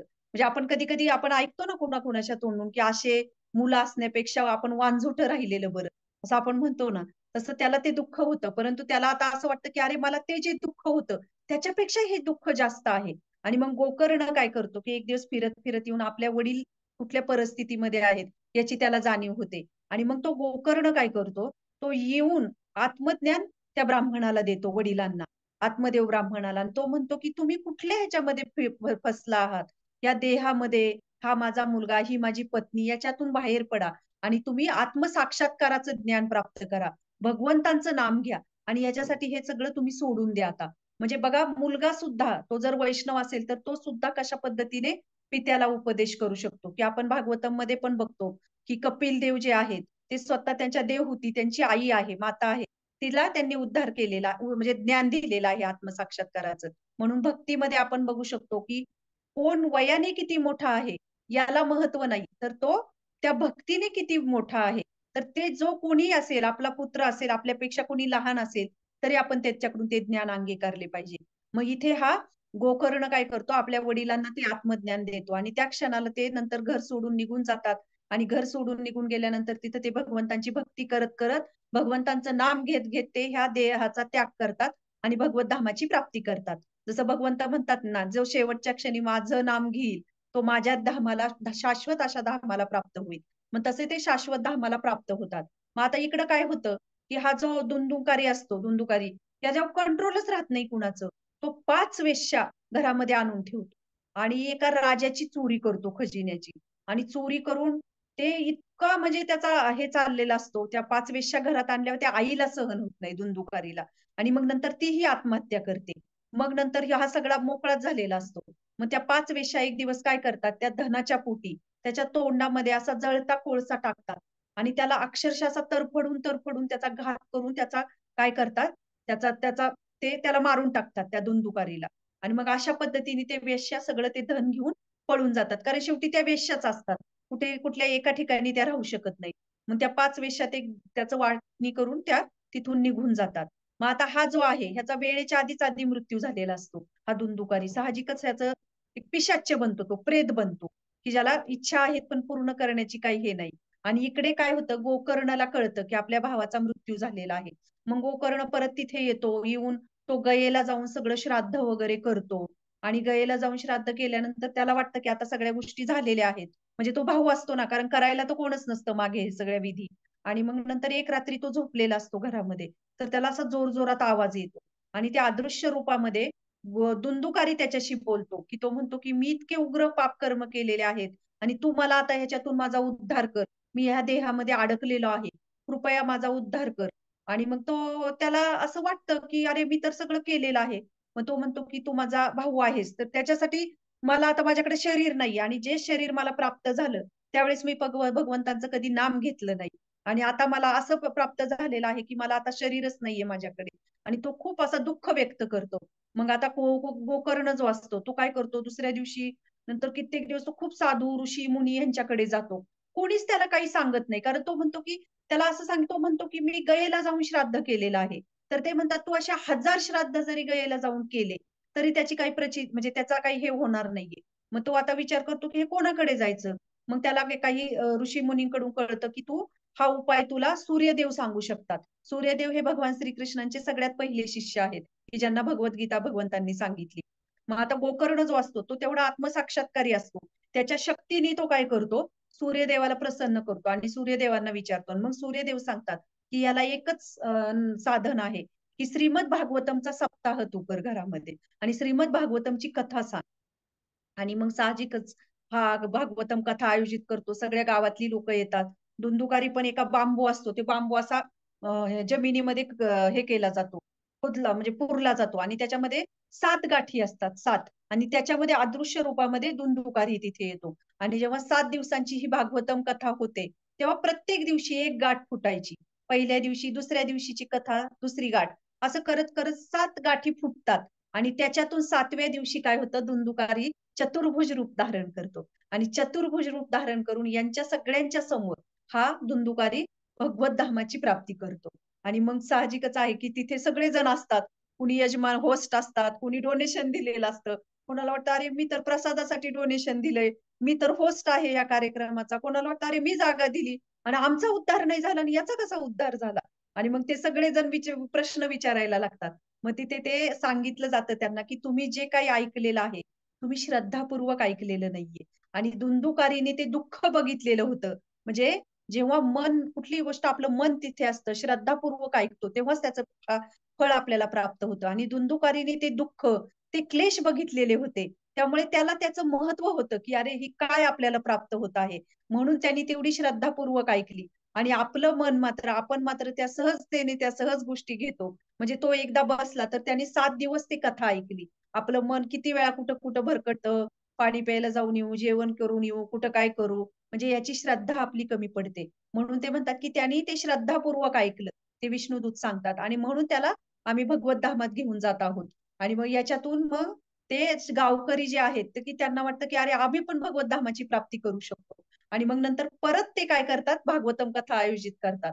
आणि सगळे गावकरी, असं वर्णन आहे त्याचं, त्या गरुड पुराणामध्ये भागवतमचा रेफरन्स देऊन, की कशा पद्धतीने 7व्या दिवशी सगळे गावकरी म्हणजे कितीतरी विमानं, जेवढे गावकरी तेवढे विमानं आकाशामध्ये त्यांना भगवत धामामध्ये घेऊन जाण्यासाठी येतात. आणि पूर्ण गावाचा तिथे काय होतो, उद्धार होतो. मग याच्यातून आपण बघू शकतो, की आता भद्र पौर्णिमा नुकतीच झाली. कित्येक भक्तांनी आपल्या भागवतम ग्रंथ आपल्या घरी नेलेले आहेत. तर ह्या श्रीमद भागवतमचं काय अनन्यसाधारण महत्व आहे. भागवतम म्हणजे भक्तीचं प्रतिनिधित्व करतो. परंतु ही गोष्ट काय वेगळ्या अँगलनी जर आपण बघितली तर हा स्पेसिफिकली हा श्लोक भागवतमचा असणारं अनन्यसाधारण महत्व आपल्याला सांगतो. आता याच्यातून आपण 2-3 गोष्टी शिकू शकतो. हा धुंदुकारी जो आहे, तो खरं तर एक प्रेत होता. म्हणजे त्याला शरीर प्राप्त नव्हतं. तरी त्यांनी चतुर्भुज रूप प्राप्त केलं. आपण तर मनुष्य आहोत. मग आपल्याला का हो भगवंतांची प्राप्ती होऊ शकत नाही? जर त्याच्याकडे काही नसताना त्यांनी चतुर्भुज रूप प्राप्त केलं. तसंच ह्या धुंदुकारी अतिशय दुःखी होता आणि त्या दुःखामध्ये त्यांनी ते ऐकलेलं आहे. आणि दुःखामध्ये ऐकून सुद्धा त्याला त्या ह्याची प्राप्ती झाली अंतिम ध्येयाची.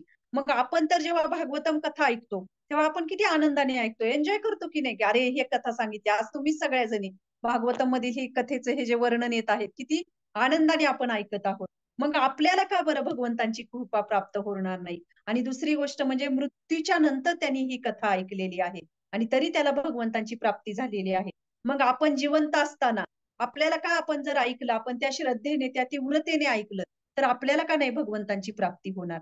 तर याच्यातून आपण बघू शकतो, की कशा पद्धतीने आपल्या पूर्वजांचा हा उद्धार होऊ शकतो. तर ही एक खूप सुंदर कथा या पितृ पंधरवाड्याशी कनेक्टेड आहे आणि भागवतम जे आहे त्याचं असणारं महत्व तर हे आपल्याला शिकवतं. आणि दुसरी कथा येते रामायणामध्ये. की रामायणामध्ये जेव्हा गरुडजीचे, आता आपण त्याच्यात डिटेल जाणार नाही, परंतु आपल्याला सगळ्यांना माहित आहे. गरुडजी म्हणजे कोण आहे?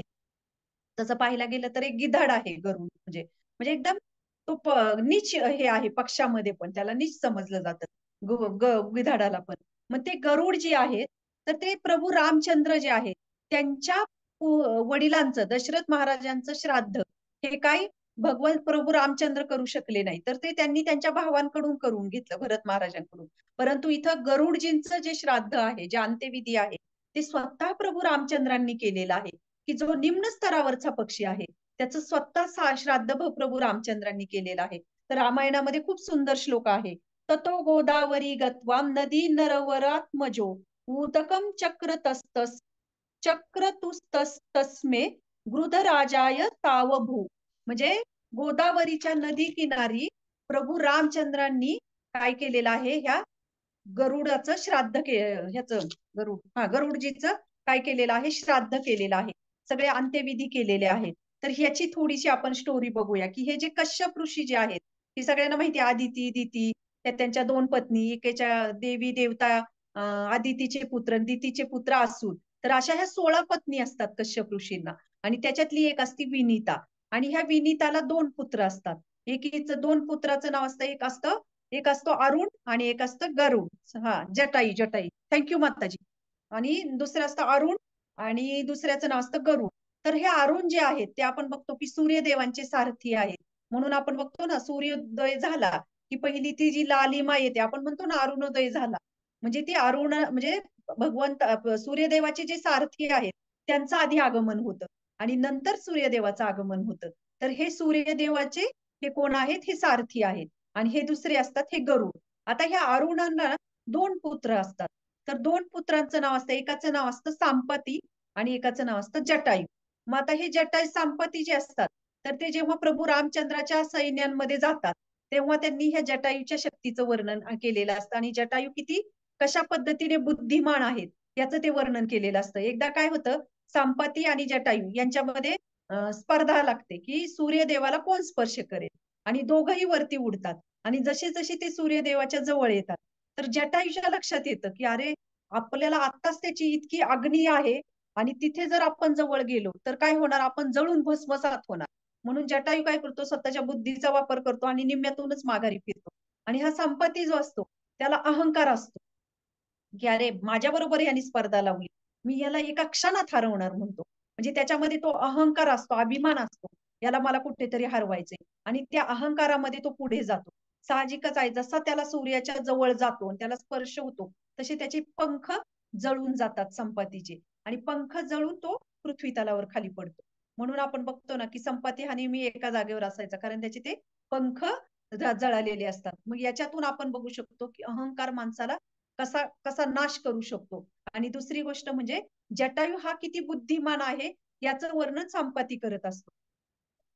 आणि मग जेव्हा रावण सीता यांचं अपहरण, या अपहरणामध्ये की खूप सुंदर आहे, आता त्याच्यामधले श्लोक पण आहेत माझ्याकडे, पण आता आपण वेळेअभावी मी ते हे करणार नाही, पण शॉर्टकट मध्ये सांगते की हे सीता जी आहे, जेव्हा जटायूला मारलं जातं तिथे, त्याचे पंख छाटले जातात रावणाकडून, तेव्हा सीता इतकं दुःख करती, इतकं दुःख करती की म्हणजे असं वर्णन आहे वाल्मिकी रामायणामध्ये की ती एखाद्या दगडालाही पाझर फुटावा. आणि तुलसीदास रामायणामध्ये तर संत तुलसीदास जे आहेत त्याचं वर्णनच करत नाही, कारण ते त्याचं त्यांची लेखणी पुढे चालतच नाही. इतकं दुःख त्यांना तो म्हणजे इतकं ते वर्णन करूच शकत नाही त्या दुःखाचं. पण वाल्मिकी नारायण, वाल्मिकी ऋषी त्याचं वर्णन करतात. म्हणून याच्यातून आपण बघू शकतो की कशा पद्धतीने जटायू जो आहे, जटायूला जेव्हा हनुमानजी आहेत, जेव्हा सीतेचं अपहरण होतं आणि जटायूला हनुमानजी पहिल्यांदा सीतामाईला भेटतात, तेव्हा सीतामाई सांगते की त्यांनी जटायूने मला तिच्या म्हणजे त्यांच्या मुलीप्रमाणे समजलेलं आहे आणि ह्या जटायूने कुणी माझी म्हणजे त्यावेळेस कोणाचीच हिंमत नव्हती की सीता मातेचं रक्षण करायची. म्हणजे एवढं रावणाची काय होती, एवढी शक्ती होती, त्या शक्ती पुढे कुणीच उभं राहू शकत नव्हतं. आणि अशा परिस्थितीमध्ये जटायू गेलेले असतात. मग सीता माता म्हणते की ह्या जटायूंना अयोध्येमध्ये प्रभू रामचंद्रांना निरोप द्या आणि त्यांना तुमच्या शेजारी ठेवा आणि त्यांच्या चरणांची सेवा करा, असं सीता माता सांगते. तर हे जे जटायू आहेत, जेव्हा अंतिम त्यांचा हे चाललेला असतो, म्हणजे अंतिम त्यांचा तो काही शेवटचा त्यांचा देहत्याग होणारच असतो, प्राणत्याग, त्यावेळेस तिथं प्रभू रामचंद्र येतात सीतामातेचा शोध घेत आणि ते एकदम रक्ताने रक्तबंबाळ झालेले असतात आणि मुखातून राम राम राम राम असं नाम त्यांच्या मुखातून चाललेलं असतं. आणि त्यावेळेस तिथं प्रभू रामचंद्र येतात आणि ते त्यांच्या कुशीमध्ये स्वतः गरुड जटायूला घेतात आणि मग तिथे ते त्यांचं हे करतात की तुम्ही तुमचा प्राण त्यागू नका. त्यावेळेस गरुडजींचे खूप सुंदर श्लोक आहेत ते जटायूचे. तर ते म्हणतात की ही माझ्यावर रावणाची किती मोठी कृपा आहे की या कृपेमुळे आज मला तुमचं दर्शन मिळालेलं आहे. आणि खूप मोठे मोठे संत ऋषी मुनी योगी हे काय करतात की तुम्हाला प्राप्तीसाठी तुमच्या दर्शनासाठी आसुसलेले आहेत. करोडो लोक तुमच्या लाईन मध्ये उभे आहेत, तरीही त्यांना तुमची प्राप्ती होत नाही, दर्शन होत नाही.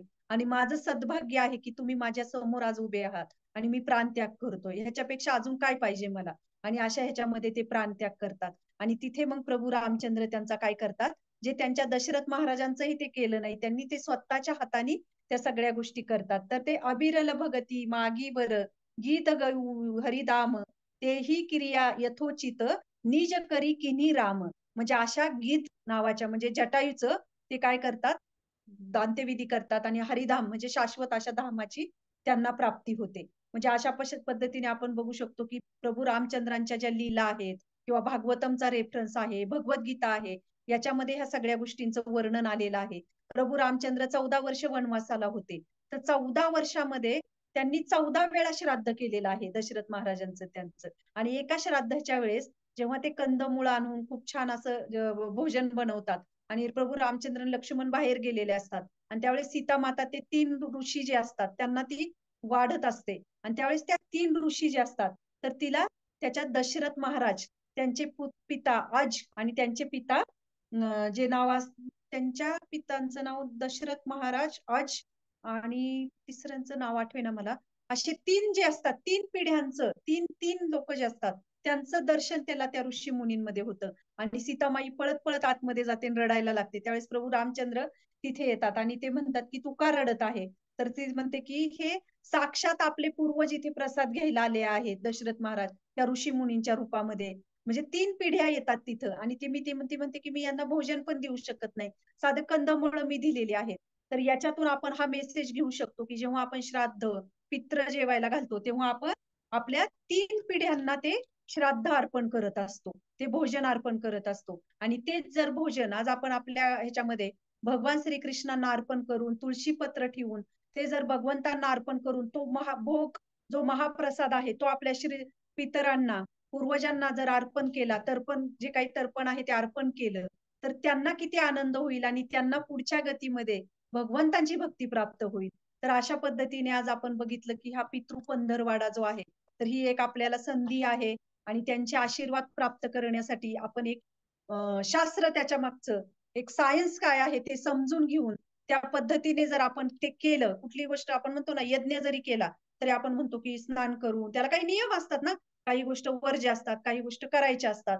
तसं हे सुद्धा आहे की हे जर आपण अतिशय व्यवस्थितरित्या समजून घेतलं आणि समजून उमजून भगवंतांचा प्रसाद त्या आपल्या पितरांना पहिला म्हणजे भगवंतांना भोग लावायचा तुळशीपत्र ठेवून 3 वेळा हरे कृष्णा कृष्णा कृष्णा हरे हरे, हरे राम राम राम हरे हरे हा महामंत्र म्हणून 5 मिनिटं भगवंतांना 5 ते 7 मिनिटं ठेवला आणि तोच भोग आणलेला पहिला आपल्या पितरांना अर्पण केला तर विचार करा काय त्यांचे भरभरून आशीर्वाद आपल्याला प्राप्त होतील आणि कुठेतरी त्यांना भगवंतांची भगवत भक्ती पुढच्या गतीसाठी प्राप्त होईल की जे त्या पितृ लोकांमध्ये आपली वाट बघत आहेत. तर अशा पद्धतीने आज सांगण्याचा मी थोडक्यात प्रयत्न केला. तर ह्याच्यावर कोणाला काही प्रश्न असतील, कोणाचे काही कमेंट्स असतील किंवा कोणाला काही शंका असेल तर प्लीज तुम्ही सांगू शकता. मग त्याची सेटिंग चेंज करताय का? हरी बोल. Yes, thank you so much. या खूप दिवस अपेक्षित असलेल्या विषयावरती खूप छान माहिती दिली. जस्ट सेकंड ना. मस्त. कोणाला काही प्रश्न असतील तर नक्की विचारा. ऍक्च्युली या विषयावरती शास्त्र शुद्ध माहिती मिळणं खूप महत्वाचं असतं कारण खूप साऱ्या समजुती समजुती समाजामध्ये असतात. So thank you so much.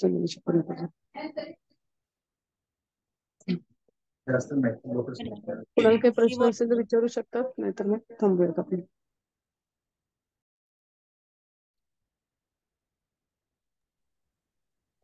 प्रश्न आहेत का कोणाला किंवा कोणाला सांगायचं असेल तरी सांगू शकता. रघु महाराज दशरथ महाराजांच्या वडिलांचं नाव रघु महाराज होतं ना.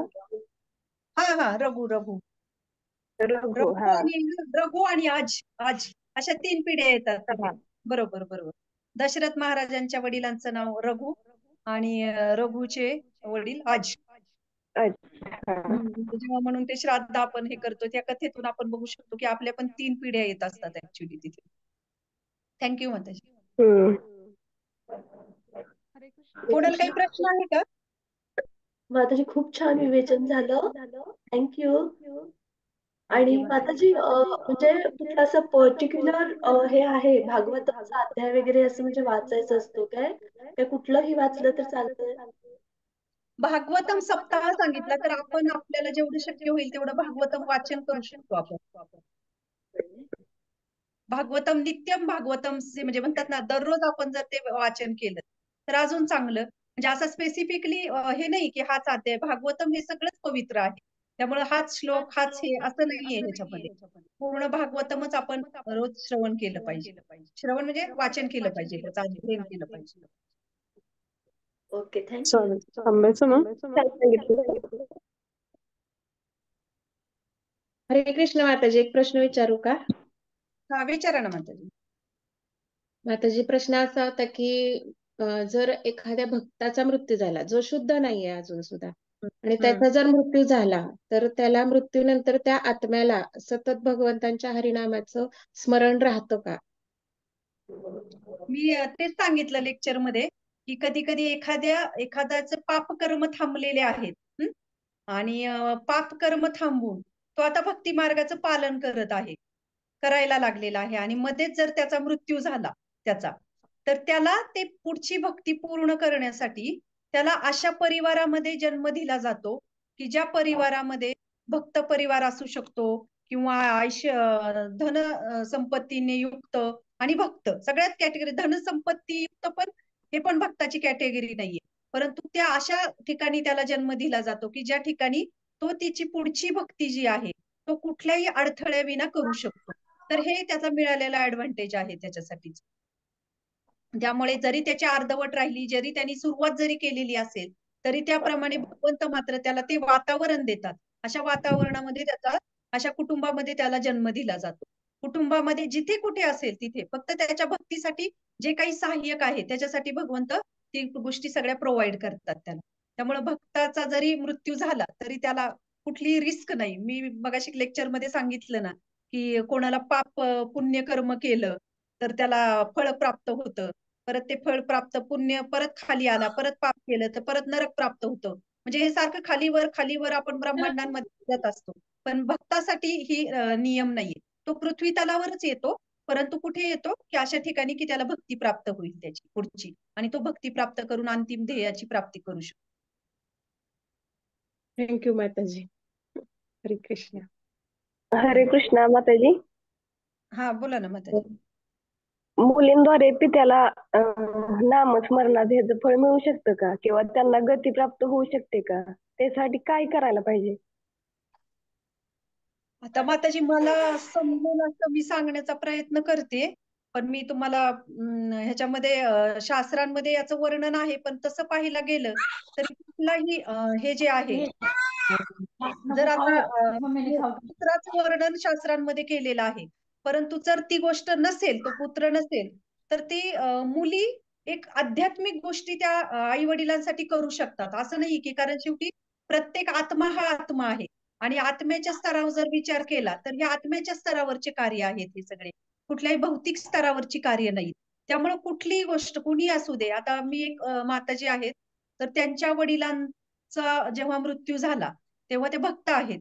तर त्यांनी त्यांच्या 16 माळा त्या रोज करायच्या आणि 1 वर्षभर त्यांनी त्यांच्या वडिलांसाठी एक्स्ट्रा 16 माळा केल्या. म्हणजे विचार करा, की त्यांनी किती मोठी गोष्ट म्हणजे त्यांच्या स्वतःच्या 16 माळा संपवून रोज त्या त्यांच्या वडिलांसाठी 16 माळा करायच्या. त्यामुळे ह्या आध्यात्मिक ज्या गोष्टी आहेत, त्या आत्म्याच्या स्तरावर आहेत आणि जो कोणी ह्या आत्म्याच्या स्तरावर करतो, तर त्याला कुठलेही नियम आणि किंवा कुठलीही मर्यादा नाहीये त्याच्यामध्ये. त्यामुळे कुणीही आत्म्याच्या स्तरावर कोणासाठीही ह्या गोष्टी करू शकतो. त्यामुळे एक मुलगी ही आई-वडिलांसाठी त्या गोष्टी करू शकते. कारण ते सगळं आत्मिक स्तरावर ह्या भौतिक गोष्टींचं कुठलंही बंधन त्याला येत नाही. त्यामुळं मुलीही असं नाही की ही मुलगी शेवटी तो आत्म्यासाठी करतोय ना. हे जेव्हा ह्या जगात एखादं म्हणजे आपण आता आई-वडील, मुलगी हे कर्तव्य येतात. परंतु जेव्हा मृत्यू होतो, तेव्हा ते सगळं आत्मिक स्तरावर चालतं. त्यामुळे आत्म्याच्या स्तरावर याला कुठलंच बंधन नाही. हरी बोल. हरे कृष्णा. माताजी एक झालं तुमच्या प्रश्न तर हा नंबर पाहिजे. चालेल. थँक्यू माताजी. हा आता माताजी बोला. कोण बोलत होता आता म्हणजे आवाज नाही आला मला कळलं नाही. हरे कृष्णा. दंडवत प्रणाम माताजी. आता जर शेवटचं जे वाक्य तुम्ही बोललात ना, ते खरंच खूप सुंदर होतं आणि म्हणजे त्याच्यात संपूर्ण अर्थ समजला की जे काय आपल्या या शरीरासाठी जे नियम आहेत ते आपल्या आत्म्याला लागू होत नाहीत, कारण आत्मा हा या 3 याच्या पलीकडे आहे. थँक्यू व्हेरी मच माताजी. खूपच सुंदर विवेचन. धन्यवाद. खूप थँक्यू. खूप धन्यवाद. हरे कृष्णा. हरे कृष्णा. दंडवत. हरे बोल माताजी. हा हरी बोल. हा बोल. हा माताजी ऍक्च्युली आजच्या लेक्चर मध्ये समजलं, आम्ही फक्त पित्र घालणे, श्राद्ध घालणे फक्त हे पूर्वज पारंपरिक पद्धतीने घालतात म्हणून घालत होतो. बट आज कळालं की याच्या मागे शास्त्रीय कारण काय, म्हणजे सगळ्या गैरसमजुती दूर झाल्या, सगळे समज म्हणजे सगळ्या माहिती इन्फॉर्मेशन परफेक्टली मिळाली मला. Thank you very much. हरी बोल. सगळं वर्णन प्रभुपादांनी आपल्याला दिलेलं आहे. सगळ्या गोष्टी आयत्या करून ठेवलेल्या आहेत. फक्त आपल्याला पोहोचायचं आहे तिथपर्यंत. आपल्या आचार्यांची कृपा आहे आपल्यावर की त्यामुळे आपल्याला हे ऍज इट इज ज्ञान सगळं मिळत आहे. थँक्यू. तुमचा नंबर हरी बोल, आवाज नाही आला तुमचा. पाहिजे होता माताजी. नंबर का लिहून घेताय का? हा लगेच. आपली अनाउन्समेंट करूयात ना रुपालीच्या ह्यानी आणि एक मिनिट माताजी, माताजी तुम्ही ग्रुपवर आहात? आपल्या ग्रुपवर हा ग्रुप हिस्कॉन ग्रुप आहे ना त्याच्यावर येते मी. बरं, मी चॅट बॉक्स मध्ये नंबर टाकते, तुम्हाला लिहून घ्या त्याच्यामध्ये मेसेज मध्ये. हा एवढे गेले 3 दिवस.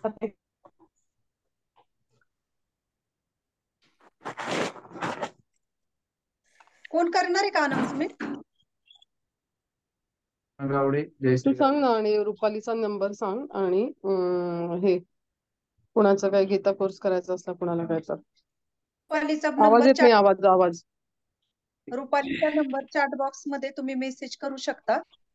आपले ना सगळ्यांना विनंती आहे की हे जे ज्ञान आपण ऐकतो, की आपल्याला वाटतं की अरे आता तुम्हाला वाटलं असेल माताजींनी किती छान सांगितलं, परंतु याच्यामध्ये माझं काही योगदान नाही, की आपल्या शास्त्रांमध्ये याचं वर्णन आलेलं आहे, ते फक्त पोहोचवण्याचं काम करतोय आपण. तर तसंच आता श्रीमद भगवद्गीता आणि ह्या सगळ्या गोष्टींना आधार शास्त्रांचा म्हणजे भगवद्गीतेचा आधार आहे. तर भगवद्गीता हे असं शास्त्र आहे, सगळ्यांना माहित आहे की पूर्ण जगामध्ये हे ज्ञान त्याचं अंगीकारलं जाते. तर आपल्याकडून सुद्धा आपल्या इस्कॉन बारामती वैष्णवी समितीतर्फे आपण भगवद्गीता कोर्स आयोजित करतो, खास महिलांसाठी. सध्या आता मंदिरात चाललेला आहे प्रवास आत्मशोधाचा. तसं आता आपण महिलांसाठी पण येत्या काही दिवसात आयोजित करणार आहोत. तर त्याच्याही डेट्स आम्ही लवकरच ग्रुपवर टाकणार आहोत. तर प्लीज हा भगवद्गीता कोर्स करा, कारण या सगळ्या गोष्टींच्या मागे कुठलं शास्त्र आहे, कुठलं ज्ञान आहे, समजून घेणं अतिशय गरजेचं आहे. तर सगळ्यांना एक नम्र विनंती आहे की माताजींनी रुपाली कालेर माताजी म्हणून आहेत, त्यांचा नंबर चॅट बॉक्स मध्ये टाकला असेल तर तुम्ही त्यांना कॉन्टॅक्ट करा, किंवा आम्हालाही कोणाला ग्रुपवर तुम्ही कॉन्टॅक्ट करू शकता. आणि ह्या गीता कोर्ससाठी प्लीज रजिस्ट्रेशन करा, आणि ह्या मूळ ज्ञान जे काय आहे त्याचा एक हे घ्या, समजून घेण्याचा प्रयत्न करा. आणि आपल्या जीवनामध्ये ही संस्कृती, हे कल्चर, हे जे काही आहे त्याचा मूळ जो गाभा आहे ते समजून घेण्याचा आपण ह्या गीता कोर्सच्या माध्यमातून प्रयत्न करू शकतो. तर आज कोणी ज्या नवीन मैत्रिणी जॉईन झाल्या असतील, किंवा ज्यांनी गीता कोर्स केला नसेल, तर आम्हाला तुम्ही कॉन्टॅक्ट करून तुमचे नावं देऊ शकता. येत्या काही दिवसातच आम्ही त्याचे तारखा वगैरे डेट्स जे काही आहे डिटेलिंग ते आम्ही ग्रुपवर शेअर करू. थँक्यू. हरे कृष्ण. चालेल, थांबूयात का मग माताजी? हो, होस्ट तूच आहे, एंड कर मग. चालेल, थँक्यू सगळेजण जॉईन झाल्याबद्दल. हरे कृष्ण. हा नंबर नाही आला त्याच्यावर. माताजी घ्या लिहून तुम्ही, 95 032. एक मिनिट.